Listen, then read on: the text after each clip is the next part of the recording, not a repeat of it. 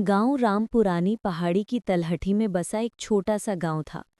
चारों ओर घने जंगल, बीच बीच में पत्थरों और पुराने पेड़ों की छांव, और एक सुनसान पुरानी कुआं गांव के बीचों बीच गिरा था। गांव वालों का विश्वास था कि उस कुएं में कभी कोई व्यक्ति अचानक गायब हो जाता था। कोई उसकी आहट सुनता तो डर के मारे आंख बंद कर लेता। राजेश, गांव का नौजवान, एक दिन रात के समय वापस घर लौट रहा था। खेतों में काम करके जब देर हो गई थी तो उसने सोचा, थोड़ी देर रात हुई है, छत पर चल जाऊं, ताज़ी हवा ले लूं। गांव में बिजली का ठहराव था तो घोर अंधेरा और सितारों की चांदनी ही साथी थी। राजेश छत की सीढ़ियां चढ़ा और छत पर खड़ा हो गया। हवाएं धीमी धीमी चल रही थीं और दूर कहीं कुत्ते भौंक रहे थे। उसकी नज़र गांव की ओर पड़ी। कुएं की ओर जो रास्ता था वो पत्थर और झाड़ियों से भरा था। अचानक उसने महसूस किया कि दूर से जैसे कोई हल्की आहट आई हो, पैरों की हल्की टप-टप की आवाज़, जैसे कोई धरती पर कदम रख रहा हो। उसका दिल जोर से धड़का। उसने अपनी आंखें कस के पीली धूल भरी सड़क की ओर घुमाईं, मगर अंधेरा इतना घना था कि कुछ भी सही से दिखाई नहीं दे रहा था।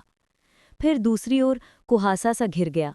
अचानक ठंडी हवा ने उसकी गर्दन गुदगुदाई और एक धीमी फीकी सी आहट फिर सुनाई दी। ये पैरों की आहट थी, जैसे कोई उसके करीब आ रहा हो। राजेश ने कदम पीछे खींचे और मन ही मन बोला, क्या ये मेरी आंखों का ढोंग है? उसने अपने चारों तरफ देखा। छत के स्तर पर कोई नहीं, नीचे जमीन सूनी, लेकिन पैरों की आहट जैसे छत की सीढ़ियों पर चली आ रही हो। हिम्मत जुटाकर उसने आवाज दी, कौन हो? दिख जाओ। आवाज गूंजी और वहीं रुक गई। कन कन चूड़ी की खनक सी आवाज सुनी। उसकी सांसें रुक रही थीं। अचानक पैर की आहट फिर आगे बढ़ी, सीढ़ियों की ओर।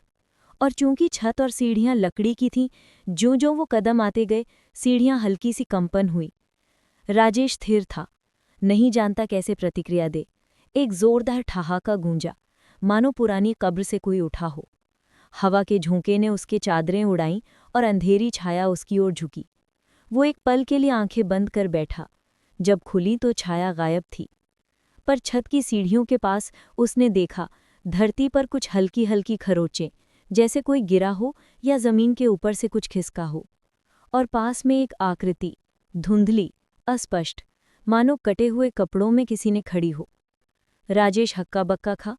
वो धीरे धीरे पीछे हटने लगा, लेकिन वो आकृति किसी दृश्य जाल की तरह उसके सामने आ गई। हवा ठहर गई, वातावरण एकदम थमा हुआ लगने लगा। आकृति ने धीमी आवाज में कहा, मुझे छोड़ दो। उसकी आवाज मानो कुएं से निकली हवा में घुली हो। राजेश ने भागने की कोशिश की, पर उसके पैर जकड़ी गए थे। तभी दूर से किसी ने चिल्लाया, राजेश, क्या हो गया? गांव का बुजुर्ग रमेश चाचा उन घर से निकले थे जो छत की ओर देख रहे थे। उन्होंने देखा कि छत पर कुछ गड़बड़ है। वे दौड़े, हाथों में टॉर्च लिए। उस टॉर्च की रोशनी जैसे किसी जादू से उस छाया पर पड़ी और वो क्षण भर में गायब हो गई। राजेश जमीन पर गिर पड़ा। उसने देखा कि छत की सीढ़ियां थोड़ी टूटी थीं और छाया के सामने खरखर सी सुबह की ठंडी हवा बह रही थी। रमेश चाचा ने उसे उठाया और कहा, तुम ठीक हो? कुछ दिखा क्या? राजेश कांपते स्वर में बयान करने लगा, मुझे फिर से पैर की आहट सुनाई दी। छाया, वो मुझे घूर रही थी। चाचा ने हाथ पकड़कर कहा, बेटा, कल शाम को मंदिर के पुजारी से बात कर लेंगे। रात में बाहर मत जाना। आज रात तुम यहीं सो। दूसरी रात। राजेश ने उस रात नींद न ली। भीतर अंदर डर जमा था। बीच बीच में वो उठकर छत की ओर देखता, पर छत पर अब कोई आवाज न थी। मगर आधी रात के लगभग 3 बजे एक ठंडी बयार ने दरवाजे खोल दिए। कांच खड़खड़ाया। वो उठा और देखा, बाहर आकाश अंधेरा, लेकिन एक चिर-चिर करती चीख की आवाज आई, जैसे किसी ने छत पर चिल्लाकर कहा हो, मेरा स्थान लौटाओ। राजेश ने डरते डरते टॉर्च लिया और सीढ़ियों से निकला। वो नीचे आया और कुएं की ओर देखा। कुआं उसी दिशा में था। कुएं का ढक्कन ठहर गया था। उसकी ओर एक धुंधली रोशनी झिलमिला रही थी।